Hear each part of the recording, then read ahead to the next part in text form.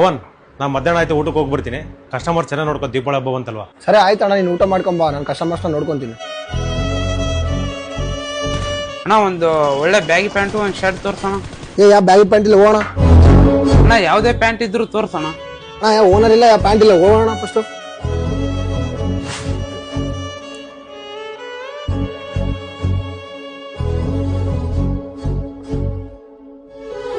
ಏನ್ ಪವನ್, ಕಸ್ಟಮರ್ಸ್ ಬಂದಿದ್ದೀರಾ? ಹೆಂಗೈತೆ ವ್ಯಾಪಾರ? ಯಾವ ಕಸ್ಟಮರ್ಸೇ ಬಂದಿಲ್ಲಣ್ಣ, ವ್ಯಾಪಾರ ತುಂಬ ಡಲ್ ಆಗಿದೆ, ಬಟ್ಟೆ ಮಾಡ್ಸ್ಕೊಂಡು ಕುಂತಿದ್ದೆ.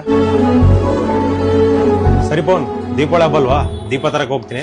ಚೆನ್ನಾಗಿ ಕಸ್ಟಮರ್ ರೆಸ್ಪಾನ್ಸ್ ಮಾಡು, ಬೋನಸ್ ಕೊಡ್ತೀನಿ ನಾನು ನಿಮಗೆ. ಆಯ್ತಣ್ಣ, ಚೆನ್ನಾಗಿ ರೆಸ್ಪಾನ್ಸ್ ಮಾಡ್ತೀನಿ. ಓಕೆ ಅಣ್ಣ, ತುಂಬ ಥ್ಯಾಂಕ್ಸ್ ಅಣ್ಣ. ಓನರ್ ಕೂಡ ಶಾಪಲ್ಲಿಲ್ಲ, ಈ ತಿಂಗಳ ವ್ಯಾಪಾರ ಕೂಡ ಕರೆಕ್ಟ್ ಆಗಿಲ್ಲ, ಬೋನಸ್ ಕೊಡ್ತಾನಿಲ್ಲ ಗೊತ್ತಿಲ್ಲ, ಅದು ಎಷ್ಟೈತೆ ರೊಕ್ಕ ತಗೊಂಬಿಡ.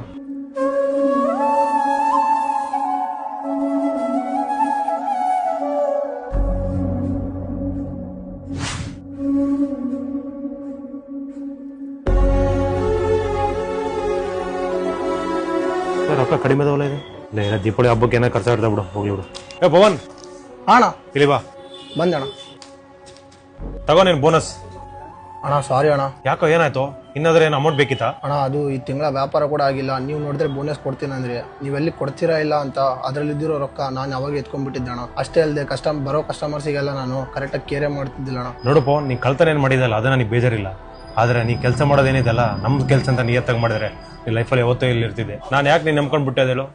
ನನ್ನ ಅಂಗಡಿ ಅಂದ್ರೆ ನಿನ್ನ ಅಂಗಡಿ ಹತ್ರ ನೋಡ್ಕೊಳ್ತಿ ಅಂತ ಬಿಟ್ಟು ಹೋಗಿರೋದಷ್ಟೇ, ಅದು ಬಿಟ್ಟರೆ ಬೇರೆ ಉದ್ದೇಶ ಏನಿಲ್ಲ. ಅಣ್ಣ ತಗೊಳ್ಳಿ ಅಣ್ಣ, ಇವೇ ರೊಕ್ಕ ಎತ್ಕೊಂಡಿರೋದು. ಇರ್ಲಿ ಬೇಡ, ಆ ಅಮೌಂಟ್ನ ನಿಮ್ಮಮ್ಮ ಸ್ಯಾರಿ ತಗೊಂಡೋಗು. ಅಣ್ಣ ತುಂಬ ಥ್ಯಾಂಕ್ಸ್ ಅಣ್ಣ, ಇನ್ನು ಮುಂದೆ ಯಾವತ್ತು ಈ ಥರ ಮಾಡಲ್ಲ, ಈ ಅಂಗಡಿ ನನ್ನ ಅಂಗಡಿ ಥರ ನೋಡ್ಕೊಂತೀನಿ ಅಣ್ಣ. ನೋಡಿ ಫ್ರೆಂಡ್ಸ್, ಈ ವಿಡಿಯೋ ಇಷ್ಟ ಆಗಿದ್ರೆ ನಿಮ್ಮ ಮನಸ್ಸಿಗೆ ಕಾಮೆಂಟ್ ಮಾಡಿ, ಹಾಗೂ ನನ್ನ ಅಕೌಂಟ್ನ ಫಾಲೋ ಮಾಡ್ಕೊಳ್ಳಿ. Thank you. ಹ್ಯಾಪಿ ದೀಪಾವಳಿ ಎಲ್ರಿಗೂ.